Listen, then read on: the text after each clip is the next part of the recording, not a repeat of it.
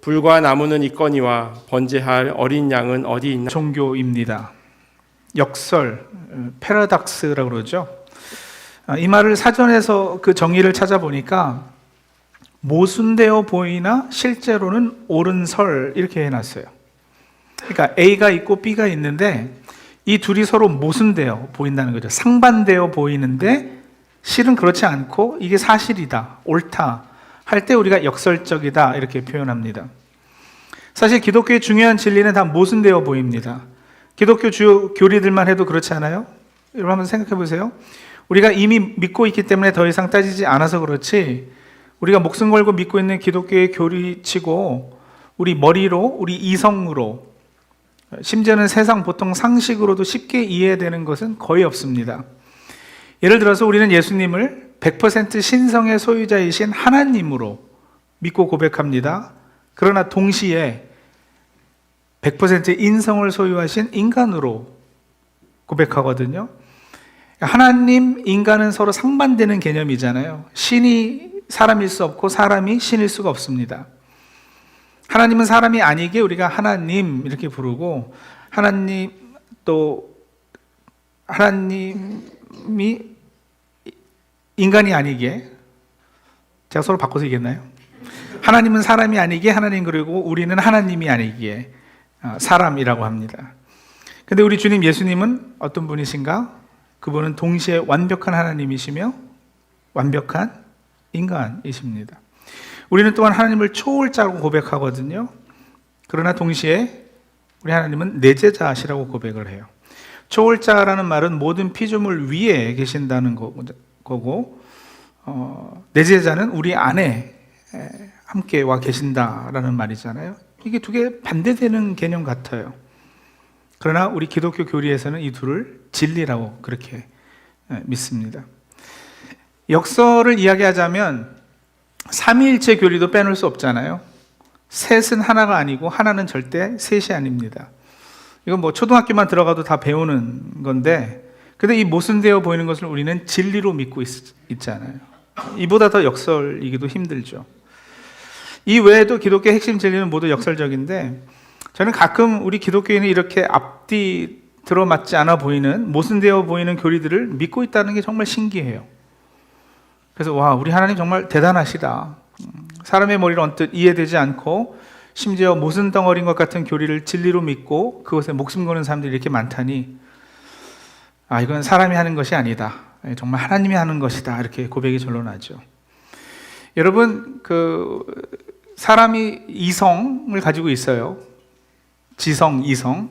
그리고 또한 사람들은 영성을 가지고 있기도 해요. 근데 여러분, 영성과 이성, 이 둘 중에 어느 것이 더 위에 있을까요? 생각해 보셨나요? 우리는 사람이 똑똑하면, 이성적이고 지적이면 미신이나 어떤 초자연적인 신비에 빠지지 않을 것으로 우리가 흔히 착각합니다. 근데 절대 그렇지 않거든요. 몇 년 전에 제가 한국에 나가 보니까 대학가 근처에 그렇게 점집, 손금 봐주는 곳, 타로 카드 점치는 곳, 이런 곳이 많아요. 먹자 골목에 막 식당들이 모여 있는 것처럼 골목 하나가 죄다 점집이었어요. 한국의 최고 지성이 모인 대학교 앞에서 어떻게 그런 현상이 가능할까? 여러분, 신천지나 통일교 같은 이단에는 대학 나온 사람이나 박사학위 받은 사람이 있을까요, 없을까요? 있어요. 인류대학 나오고 박사학위 딴 사람들이 수도 없이 많아요. 통일교회는 나름 자기네 신학교도 가지고 있어요. 근데 그런 사람들이 여러분, 문선명이 하나님이다 이거 믿었었다니까요. 신천지 이만희 교주는 영원히 죽지 않고 불사할 것이라고 지금도 믿고 있어요. 어떻게 해요? 사람의 이성은 영성의 지배를 받기 때문에 그래요. 믿음이 먼저고, 그리고 우리 이성은 그 믿는 바를 자꾸 설명해 내려고 하는 거죠. 이성은 그 사람이 가진 신념이나 종교, 믿음 체계의 하수인 역할을 합니다. 그래서 똑똑할수록, 예를 들어서 이단에 빠지면 더 빠져나오기가 힘들어요. 자기가 믿고 있는 바를 합리화를 더 잘 시키기 때문에. 머리가 비상하니까요. 근데 여러분, 솔직히 말씀드리면 우리가 믿는 바도 크게 다르지 않잖아요. 우리 역시 믿음을 선물로 받았어요. 성령께서 우리 안에 먼저 임하셨어요. 그죠? 잡신 들리고 잠령 받는 사람들, 귀신 들린 사람들이 있는가 하면 이 세상에 unholy spirit이 있다라는 것은 holy spirit이 있다는 증명이기도 하거든요. 그러니까 귀신 들린 사람들이 있는가 하면 우리 같이 성령 받은 사람들, 성령 들린 사람들도 있는 거예요. 근데 그 성령께서 우리로 하여금 먼저 믿음을 허락하셨잖아요. 근데 믿어지는 거 그래서 어떡하겠어요? 길거리 나가서 예수 믿지 않는 사람 붙잡고 한번 물어보세요. 처녀가 잉태해서 아들을 낳았대요. 굉장하죠? 그러면 미친놈 취급받지 않겠어요? 그래서 아주 유명한 고대 교부 중에는 신학이라는 것은 faith seeking understanding이다, 이런 유명한 말을 낳기도 했어요. faith가 먼저고 그게 이해를 추구한다, 그래서 공부하는 것이 신학이다, 이렇게 말한 거죠. 이성과 지성은 믿는 바, 신념, 믿음의 하수인 역할을 하는 거고, 그래서 종교뿐만 아니라 정치 확증 편향이라는 것도 존재하는 거예요. 보수인 사람들은 맨날 자기 것만 더 확인하고 점점 그 신념을 강하게 가지고, 또 진보 쪽에 계신 분들도 마찬가지죠. 전혀 다른 쪽 보기보다는요, 자기가 믿고 있는 바를 먼저 확인하고 이해하려고, 그래서 자신의 믿음을 더해갈 뿐인 거예요. 그래서 이 양극단이 하나가 되기는 너무 힘들어요. 자, 하여간 이런 언급한 기독교 진리들 아무리 설명해줘도 또 설득한다 해도 되는 게 아니에요. 성령의 역사야지 되는 것입니다. 이 설명될 수 없는 부분을 우리가 믿음으로 고백해낼 수밖에 없어요. 이것들을 공식화하거나 어떤 방식으로 만들어서 논리적으로 설명해내는 사람들은 이제 다 이단이 되고 마는 거예요.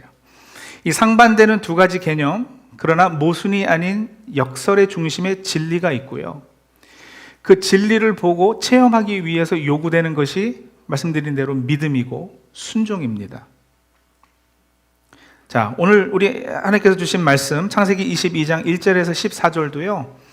마찬가지로 두 가지 모순되어 보이는 개념, 완전히 상반되어 보이는 하나님의 두 가지 모습이라고 할까요? 두 가지 하나님의 속성이라고 할까요? 그런 것이 나타나요. 그리고 이 두 가지 달라 보이는 하나님의 그 속성, 모습 가운데에서 하나님께서는 아브라함에게 순종을 요구하시죠. 헌신을 요구하셔요. 자, 오늘 이제 그 말씀을 한번 좀 보겠습니다. 그리고 이 역설적인 상황 가운데에서 결국 아브라함은 열방의 아버지로, 믿음의 아버지로 서게 되는데, 마찬가지로 우리 삶 가운데서 하나님께서 때로는 역설적인 두 가지 상반되어 보이는 모습으로 나타나시기도 해요. 그러나 그러시는 의도가 무엇인지, 그것을 통해서 무엇을 우리 삶 가운데 이루어내시려고 하는지, 이것을 깨달아서 아브라함같이 믿음의 사람들로 다 세워지는 저희 모두가 되기를 소원합니다. 자, 오늘 본문에 등장하는 하나님의 모습은요, 첫 절 1절하고 마지막 절 14절에 잘 나타나고 있어요. 자, 22장 1절 한번 다시 보실까요? 같이 한번 읽겠습니다. 그 일 후에 아브라함이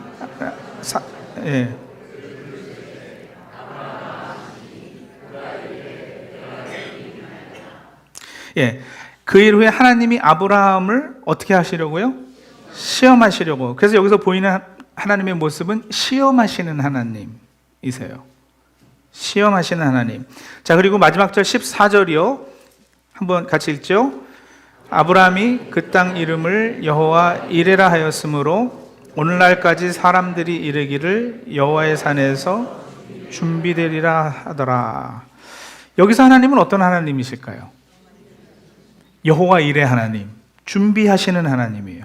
시험하시는 하나님, 준비하시는 하나님. 이 두 개의 하나님의 속성이 오늘 본문의 시작과 끝, 앞과 뒤를 이렇게 막고 있는 형국, 뼈대를 이루고 있죠. 시험하시는 하나님이 곧 준비하시는 하나님이세요. 근데 이제 저는 이걸 굉장히 모순되어 보인다라고 말씀을 드리는 거예요. 그리고 역설적이라고 하는데, 자, 이게 왜 역설적인가? 자, 여러분 보세요. 하나님께서 지금 아브라함에게 요구하시는 시험의 내용이 우리를 상당히 당혹해 합니다. 아브라함에게 하시는 하나님의 명령이 뭐였어요? 이삭을 모리아 땅으로 데리고 가서 그를 번제로 드려라. 아들을 번제로 드리라는 건 죽이라는 거잖아요. 번제는 여러분 칼로 그 희생 제물을 조각조각 각을 떠서 제단 위에 올려놓고 그것이 전체가 이렇게 불타오를 수 있도록 하는 그런 제사거든요. 내 아들, 내 독자, 내 사랑하는 이삭을 아브라함 스스로 제물로 드려야 했었던 것이에요. 근데 여러분, 우리가 이런 이야기를 읽으면서 하나님께서 인신 제사를 원하실 수 있느냐, 인신 제사가 허락되었느냐, 하나님께서 어떻게 이렇게 잔인하실 수가 있느냐, 그렇게 곁길로 세면 안 돼요. 이 메시지의 초점이 그게 아니거든요. 보세요. 제물로 바쳐져야 했던 이삭이 누구였는가를 한번 살펴볼 필요가 있어요. 여러분, 이삭이 누구예요? 이삭은 하나님께서 직접 친히 약속하신 약속의 성취로 주어진 아들이었어요. 언약의 아들이었습니다. 하나님은 아브라함을 하여금 오랜 세월을 기다리게 하시고 모든 인간적 방법으로 아들이 생길 수 있는 길이 다 끊어진 후에, 그래서 아브라함이 100살이 되어서 겨우 주신 아들이었어요. 그러니까 기적으로 하나님의 은혜로 얻은 아들이었고 아브라함의 모든 위대한 미래가 이 아이에게 달려 있었어요. 아시다시피 이삭은 상속자였고 열국의 희망이었고 나중에는 예수 그리스도가 그 몸에서 나와야 하는 하나님의 구속 사역에 있어서 아주 중요한 역할을 했어야 됐던 인물이었던 거예요. 근데 하나님의 명령이 뭐라고요? 아브라함에게 뭘 하라고 하셨습니까?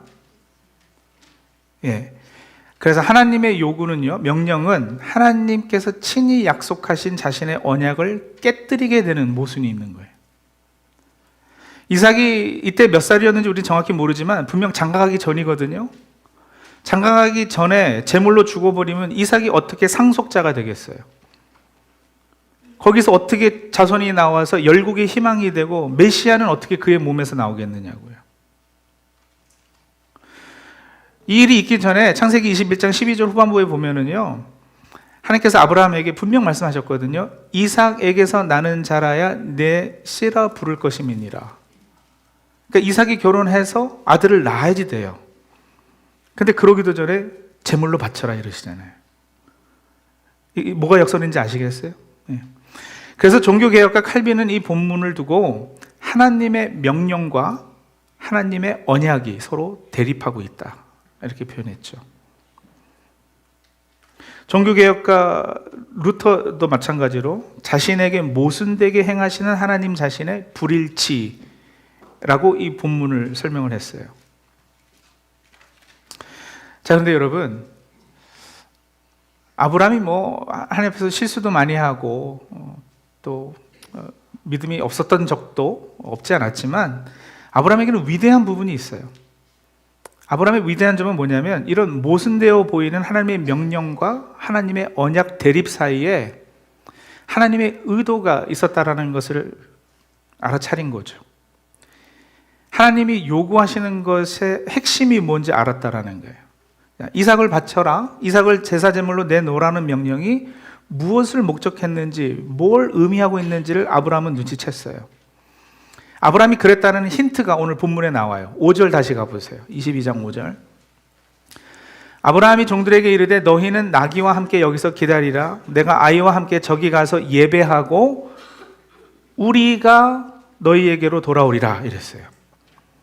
내가 아이와 함께 저기 가서 예배하고, 그죠? 이삭과 함께 가서 예배하고, 그 다음에 어떻게 해요? 우리가 누구예요? 네, 아들 데리고 다시 돌아올 거라고 한 거예요. 제물로 바치라고 했는데 끝에 가서는 차마 아들을 죽일 수 없으니 불순종을 각오했었던 걸까요? 안 죽이고 다시 그냥 데리고 오려고? 아닐 거예요. 그럼 종들에게 거짓말 한 걸까요? 혼자 돌아온다 그러면 이것저것 캐물을까봐 귀찮아서? 아닐 거예요. 아니면 이삭이 옆에 있어서 곤란해서 한 말일까요? 둘이 갔는데 나 혼자 올 거야 이러면은 얘가 이상하게 느낄 것 같아서?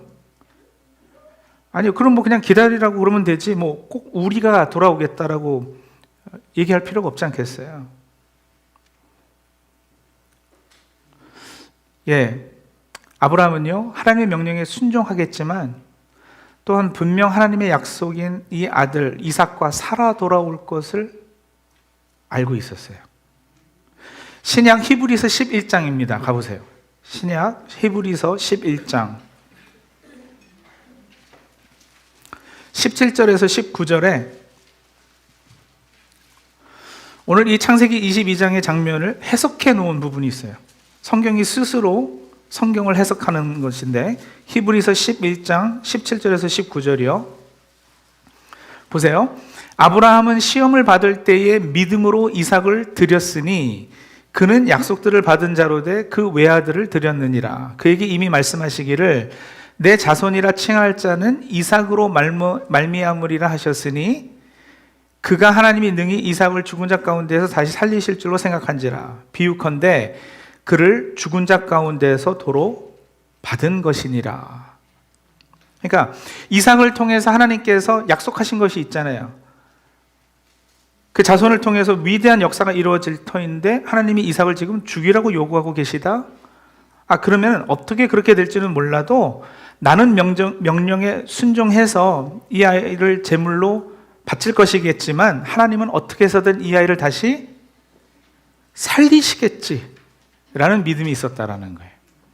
그러니까 여러분, 그 옛날에 아브라함이 벌써 부활신앙을 가졌습니다. 자, 그럼 한번 생각해 보세요. 여기서 한 스텝 더 나가서요. 그러면요, 이삭을 죽이고 다시 살려주실 것이면 이 죽이고 살리는 이 행위 자체가 다 무의미한 일 아니겠어요? 왜 다시 살릴 거를 괜히 죽이라고 그래요? 그죠? 그러니까 시험의 목적이 이삭이 죽었다가 다시 살아나는 것에 있지 않은 거예요. 이삭을 죽이는 것, 제사로 제물을 삼는 것 그 자체가 이번 시험의 본질이 아니구나. 하나님께서 나에게 무언가를 이 명령을 통해서 깨닫게 하시려는구나. 아브라함이 깨달았다고 보는 거죠. 내 말에 잘 순종하나 안 하나 시험하는 그런 차원도 아니고요. 내 말 잘 들으면 상 줘야지, 잘 안 들으면 벌 줘야지, 그런 차원도 아니에요. 여러분, 시험이라는 게 뭔데요? 성경에서 하나님께서 그 백성을 시험하실 때마다 어떤 경우에 시험을 하셨는데요? 시험의 목적을 잘 생각해 보면 이제 오늘 이 본문이 풀립니다. 신명기 8장 16절에 이런 말씀이 있어요. 내 조상들도 알지 못하던 만나를 광야에서 내게 먹이셨나니 이는 다 너를 낮추시며 너를 시험하사 어떻게 해요? 마침내 내게 복을 주려 하심이었느니라 이랬어요. 그러니까 하나님께서 우리를 간혹 시험하세요. 시험하시는 하나님이세요. 시험하시는 분으로 여러분 우리 인생 가운데 하나님을 만나기도 해요. 그때 좋아요, 나빠요? 좋을까요, 나쁠까요? 누구든지 시험 당하면 별로 좋은 일은 아니에요. 근데 여러분, 그게 제가 금요일 저녁에 말씀드렸던 눈을 떠보니 레아가 아닌가의 순간이라니까요. 그죠? 라헬을 추구하고 살고 있는데 갑자기 레아가 옆에 누워 있으니 힘들어요. 짜증나요. 속은 것 같아요. 왜 나에게 이런 일이? 내가 기대했던 것은 어디로 가고 전혀 바라지 않았던 이런 모습에 삶이 이어집니까? 라고 하는 그 순간, 시험의 순간. 그러나 여러분, 그 시험의 목적이 뭐냐? 마침내 내게 복을 주려 하심이었느니라. 그러니까 하나님이 우리를 시험하시는 것은요, 결국 우리를 망치게 하는 그런 유혹이 아니고요. 순종 잘하나 안 하나 괜히 떠보는 수준도 아니고요. 사탄은 우리를 죽이려고 마침내 멸망케 하려고 우리를 유혹하지만 하나님의 시험은 다릅니다. 하나님의 시험은 우리가 복받고 우리가 잘 되는 것에 있어요. 그러면 여러분, 아브라함에게 왜 이 시점에 시험이 필요했을까 한번 또 질문해 볼 수 있지 않겠어요?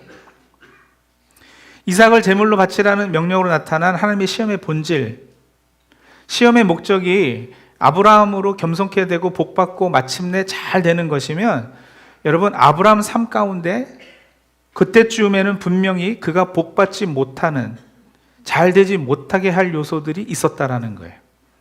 그러니까 위험한 순간이었었던 것이죠. 구약에서 하나님께서 이스라엘을 시험하실 때 보면 항상 그들이 우상 숭배에 빠질 위험이 있을 때였어요. 하나님이 주시는 시험이라는 단어가 구약에 나올 때마다 여러분 한번 나중에 쭉 살펴보세요. 이스라엘에게 온전한 예배, 절대적 순종, 절대적 헌신을 요구하시는데 그것들은 항상 이스라엘이 이웃 나라의 우상 숭배 유혹과 위험성이 있는 가운데서 요구되었어요.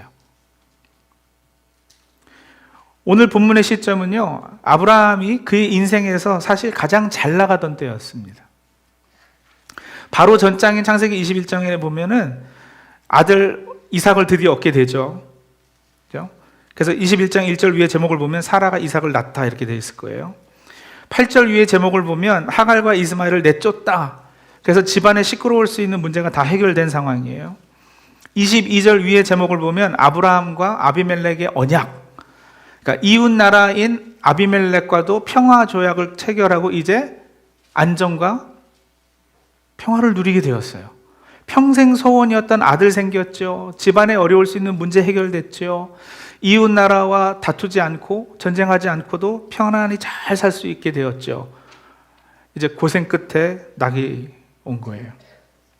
근데 여러분, 그런 삶의 정황 가운데에서 안타깝게도 그의 아들이 점점 그의 마음의 중심을 차지하기 시작했습니다.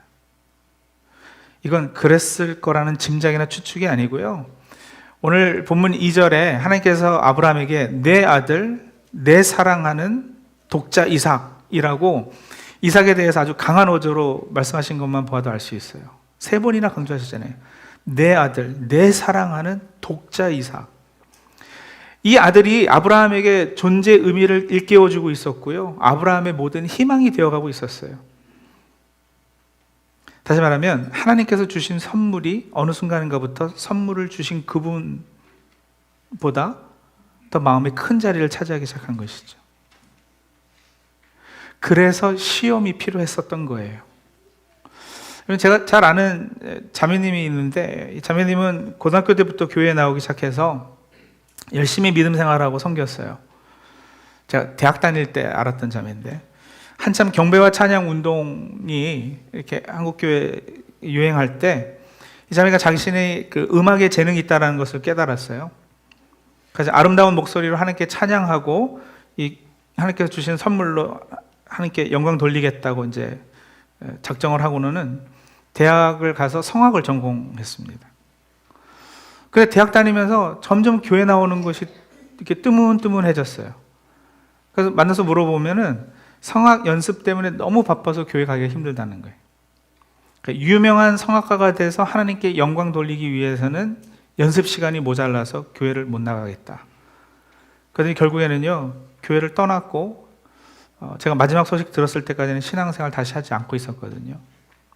하나님께서 선물로 주셨는데 그것이 결국에는 우상이 되고 만 거죠. 여러분, 우리가 캐나다 이민 온 지 얼마 되지 않아서는 열심히 하나님께 매달리잖아요. 하나님 도움 없이는 살 수 없었기에 신앙생활 열심히 해요. 열심으로 기도해요. 그러다가 하나님 도우심과 은혜로 조금씩 생활이 안정이 되고 여유가 생기고, 여유가 생기니까 여러분, 캐나다 얼마나 좋은 나라예요. 그렇죠? 여행도 가고 싶고 내가 추구하는 라이프 스타일도 한번 살아보고 싶고, 좋은 식당도 가보고 골프도 치고 바닷가도 가고, 소박한 소원이에요. 좋은 소원이에요. 여러분, 제가 그것들 막 이렇게 막 비난하고 그러는 분들 막 뭐라 그러는 거 절대 아닙니다.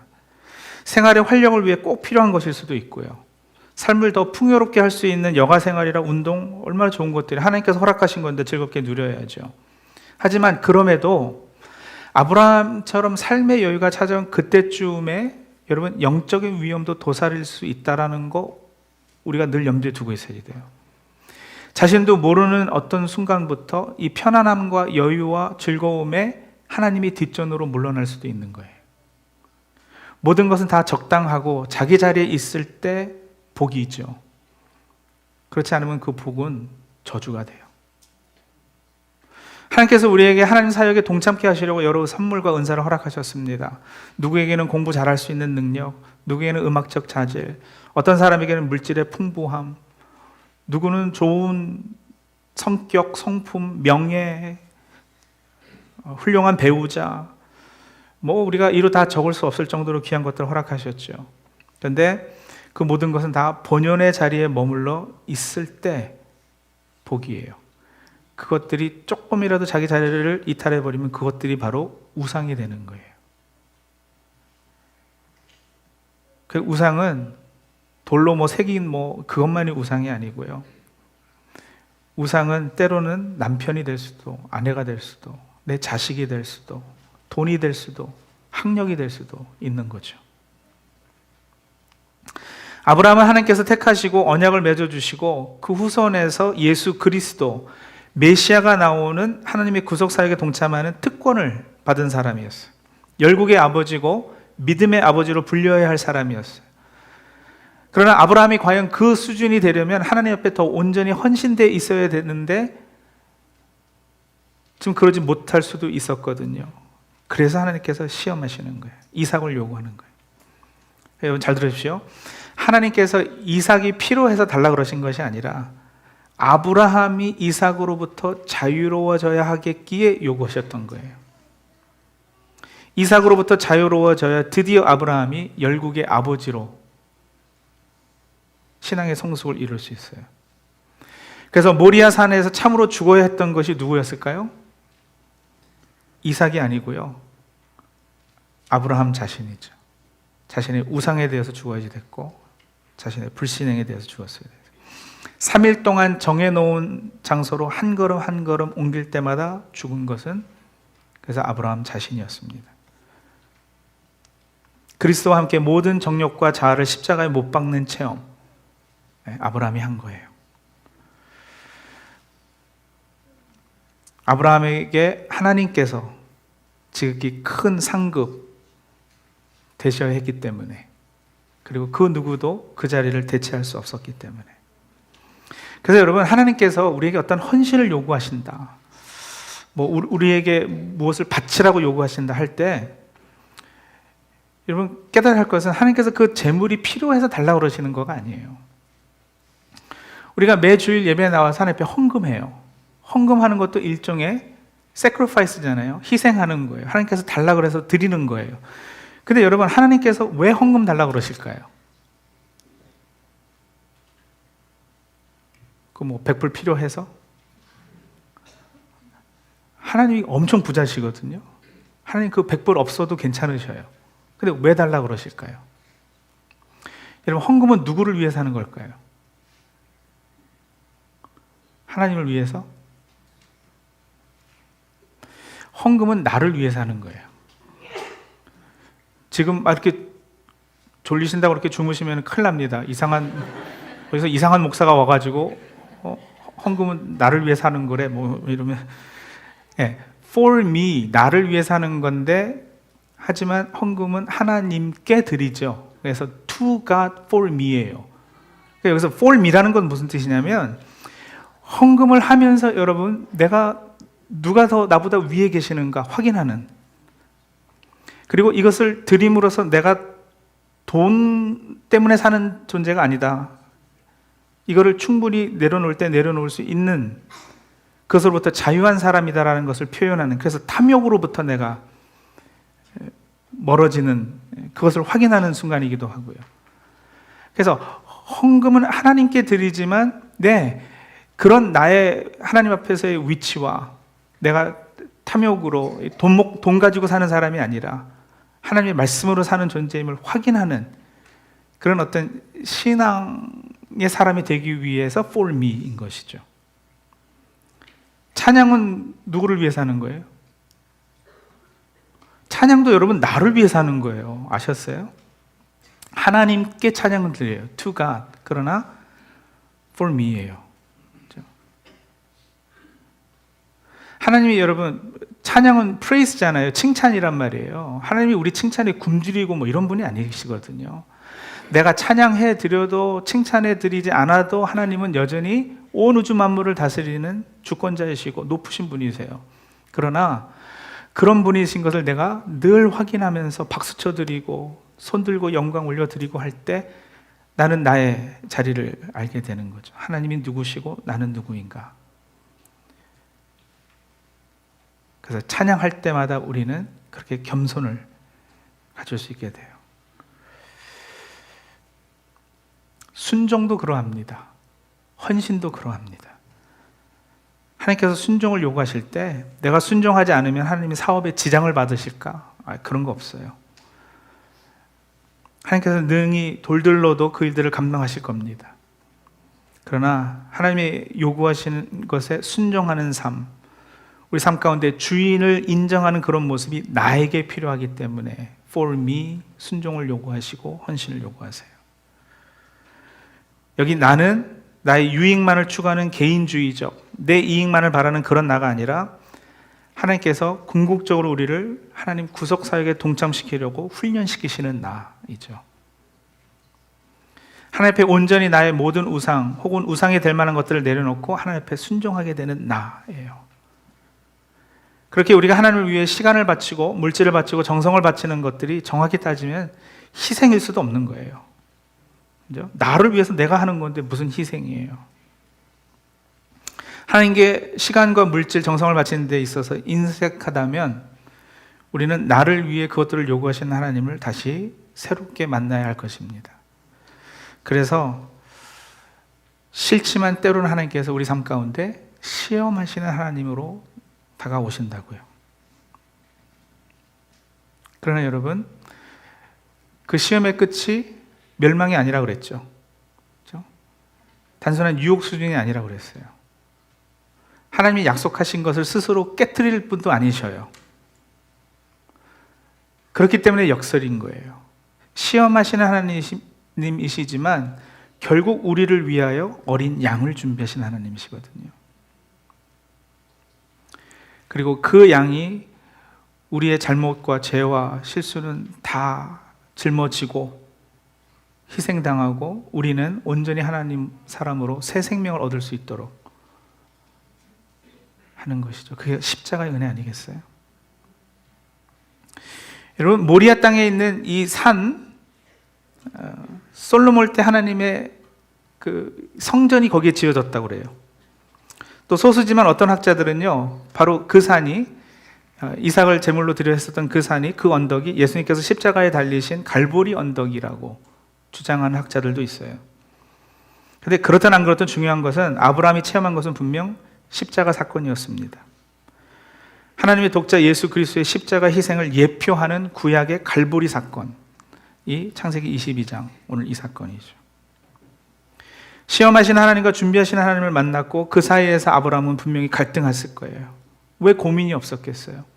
아들을 자기 손으로 죽이라는 명령인데, 그러나 그 고민, 그 갈등은 결국 부활신앙으로 승화됩니다. 그리고 그는 마침내 복받고 잘 되기를 원하는 하나님의 간절한 사랑의 표현을 믿음으로 받아들여요. 그리고 그는 먼 훗날 언젠가 그곳에서 자기 독생자를 모든 인류의 구원을 위해 내어주시고 십자가에 달린 자기 아들을 보며 눈물 흘리시는 아버지의 모습을 보게 됩니다. 성도님들, 우리가 솔직하다면 하나님을 시험하시는 분으로 만나고 싶지는 않으시겠죠? 하지만 언제까지 피할 수는 없습니다. 만약에 하나님께서 시험하시는 분으로 우리 삶 가운데 찾아오신다면 오늘 말씀을 듣고 나서는 여러분 이제는 피하지 마시고요, 환영하며 맞이하며 만나십시오. 오늘 말씀 들으셨잖아요. 이삭을 바치라고 하시면 주저하지 마시고 바치세요. 이삭을 제물로 바쳐도 이삭을 통해 복 주시겠다는 약속은 여전히 유효합니다. 하나님은 신실하셔요. 약속을 어기시는 일이 없으셔요. 이삭 to God, but for me예요. 왜 이런 명령을 하신다고요? 이는 다 너를 낮추시며 너를 시험하사 마침내 내게 복을 주려 하심이라. 살면서 소중하게 여기는 나의 이삭이 무엇일까요? 하나님이 주신 복인데, 축복인데 어느 순간인가 그것이 하나님보다 내 마음에 더 큰 비중을 차지하게 되는 것들이 혹시 우리 성도님들께는 없으실까요? 또 그것이 잃어버리게 되는, 사라지는 경험을 하신 모든 분들에게 오늘 이 말씀이 위로요, 소망이 되기를 바랍니다. 눈을 떠보니 레아가 아닌가 말씀드렸죠. 저의 레아가 아닌가 할 순간에 저는 많은 것들을 포기했어야지 됐고, 손해봤어야지 됐고, 잃어버렸어야지 됐어요.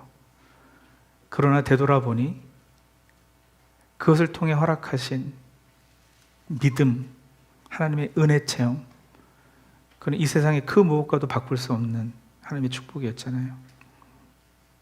그 시험의 끝자락에 우리를 위해 독생자 어린 양 예수 그리스도를 준비하신 하나님을 깊게 만나서 마침내 풍성한 복을 받아 누리는 우리 사랑하는 나에가라 하는 장로교 성도님들이 다 되시기를 바랍니다. 잠깐 기도하겠습니다. 오늘 아침에는 좀 조용히 한번 말씀을 묵상하시겠습니다. 나에게 있어서 이삭은 무엇일까요? 누구일까요? 하나님이 이거 달라 그러면 절대 드릴 수 없겠다고 버티고 싶은 그것. 이거 빼앗기면 내 삶은 무너집니다라고 할 수 있는 거, 그게 뭘까요? 건강이요? 돈이요? 명예요? 자식이요? 오랜만에 허락된 안락한 평안한 삶이요?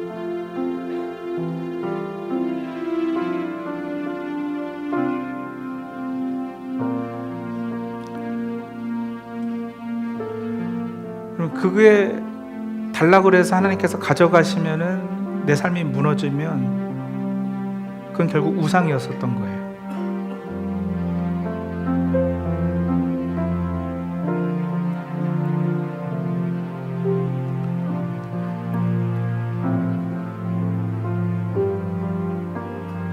무화과 나무에 열매가 없고 외양간에 소가 없어도 나는 여전히 하나님으로 인해 기뻐하리로다. 하나님으로 충분합니다. 고백할 수 있는 신앙은 쉽지 않지만 참 성숙한 신앙의 경지이죠. 그런 고백할 수 있는 우리들 다 되게 해달라고 오늘 내 이삭을 내려놔야 된다면 기꺼이 제물로 바치겠습니다. 결단하는, 그리고 그것으로부터 내가 자유로워져서 하나님 앞에 온전히 순종하며 하나님께서 나에게 가지신 궁극적인 뜻을 이루어드리며 살아가는 주의 자녀 되겠습니다. 그렇게 신앙이 결단하는 이 아침이 되기를 소원합니다. 제가 기도하겠습니다. 참 좋으신 하나님 감사합니다. 3일 동안 하나님의 귀한 말씀을 듣게 하시고 또 각자에게 들려주시는 하나님의 음성이 또한 삶 가운데 깊이 녹아질 수 있도록 인도하시니 감사합니다. 각자에게 들려주신 그 귀한 말씀들 마음 가운데 새기게 하시고 또 우리를 통하여 언제나 선하게 이루어 가시는 그 주님을 온전히 기억하는 자들 되기를 간절히 원합니다. 오직 하나님께만 영광 돌리게 하시고 어려움과 힘듦의 시간들 그때마다 우리를 더 좋은 곳으로 인도하시는 그 주님 기대하면서 오직 주님께만 달려나가는 자들 되게 도와주시옵소서. 감사하며 사랑이 많으신 예수님의 이름으로 기도합니다. 아멘.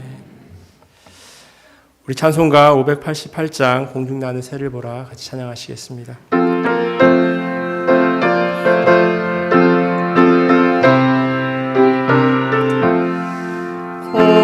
공중나는 새를 보라 농사하지 않으며 곡식모아 곡간함에 들인 것이 없어도 세상 주관하는 주님 새를 먹여주시니 너희 먹을 것을 위해 의심할 건 무엇냐 들의 백합화를 보라 길삼 수고 안에도 솔로몬의 입은 옷도 입고만 못하였네 아궁 속에 던질 불도 깊이 식어든 사랑하는 자녀들은 깊이 식지 않으랴 너희들은 세상에서 무언 먹고 마시며 무슨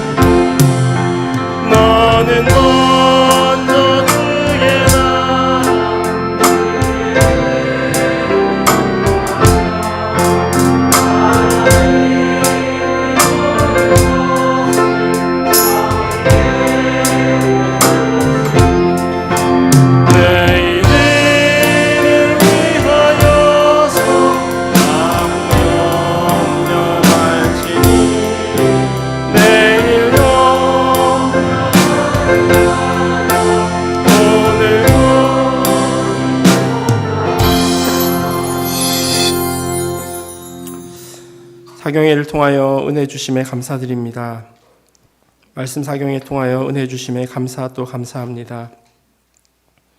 지금까지의 삶과 앞으로의 삶 가운데 함께 하실 없이 계시는 하나님 아버지께 감사와 찬양과 사랑을 올려드립니다. 주님 은혜에 감사를 드립니다. 자녀의 결혼을 축하드립니다. 좋으신 하나님 아버지 고국 방문을 허락하시고 모든 일정 가운데 함께 하실 것임을 기쁘고 행복하게 생각하며 감사드립니다.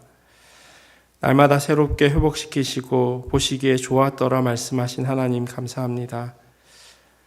우리의 뜻이 아닌 주님의 뜻으로 인도하여 주시고 장래에도 우리의 삶을 인도하여 주심을 믿습니다. 범사를 주님께 감사드립니다. 드리는 헌금이 모퉁이 돌이 되어 45주년을 지난 나야가라 한인장로교회에 체육관을 건축하게 하시어 하나님 아버지 보시기에 아름다운 교회 되게 하여 주시옵소서. 하나님의 형통하심으로 인도하신 주님 감사합니다. 생일이었던 저녁 예배 자리로 부르시고 말씀으로 큰 선물 주셔서 감사드립니다. 역설의 하나님 사랑합니다. 추수감사절과 범사에 감사드리고 사경에 또한 감사드립니다. 드려진 헌금 위해서 같이 기도하겠습니다. 참 좋으신 하나님 감사합니다. 때를 따라 일을 따라 하나님께서 한없는 은혜로 공급하여 주시고 또 필요한 것뿐만 아니라 우리가 구하지 않은 것까지도 하나님께서 다 아시고 또한 하나님 허락하시니 감사합니다. 하나님의 은혜 앞에 온전히 순종하는 자들 되게 하시고 모든 것이 하나님으로부터 왔음을 다시금 고백하는 이 추수감사주일 될 수 있도록 인도하여 주시옵소서. 지난 시간들을 되돌아보며 하나님께서 우리를 얼마나 사랑하고 계시는지 다시 한번 기억하기를 원합니다. 하나님께서 순간순간마다 어려운 때를 감사하고 무사하게 잘 지나가게 하시고 또한 그때마다 하나님께서 허락하신 은혜들 기억하며 또 지나올 수 있도록 인도하시니 감사합니다. 지난 시간 하나님께서 인도하셨기에 지금도 그리고 앞으로도 하나님께서 선하게 이끌어 가실 줄 믿습니다. 그 주님 의지하게 하시고 그 주님만 기억하는 귀한 주님의 자녀 되게 하여 주시옵소서. 무엇보다도 어려운 형편으로 인하여서 연약한 믿음으로 인하여서 드리지 못한 손길들 그들의 삶도 하나님 불쌍히 여겨 주시옵시고 하나님의 채우심이 삶 가운데 온전히 간증되어질 수 있도록 역사하여 주시옵소서. 그래야 해서 주님의 몸된 교회 성도들 한 사람 한 사람 그들의 삶의 자리 가운데 일하시는 그 역설의 하나님을 온전히 경험케 하여 주시옵소서. 지금은 우리 주 예수 그리스도의 크신 은혜와 하나님 아버지의 사랑하심과 성령님의 교통하심이 시험을 복으로 여기고 준비하시는 하나님을 온전히 믿기를 결단하는 주님의 자녀들에게 그리고 이들의 삶과 가정과 일터와 주님의 몸된 교회 위에 지금부터 영원토록 함께 하시기를 간절히 축원하옵나이다.